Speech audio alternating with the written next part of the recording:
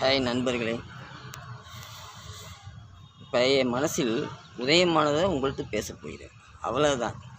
அதாவது நாடு, மக்கள், நாட்டு நன்மைகள், மக்கள் நன்மைகள், இது ரெண்டையும் ஆராய்ந்து பார்க்கும்போது மனிதனுக்கு சுதந்திரமான வாழ்க்கை தேவைப்படுகிறது. நாட்டுக்கும் அதே மாதிரி பெயர் கொண்ட நாடாக தேவைப்படுகிறது.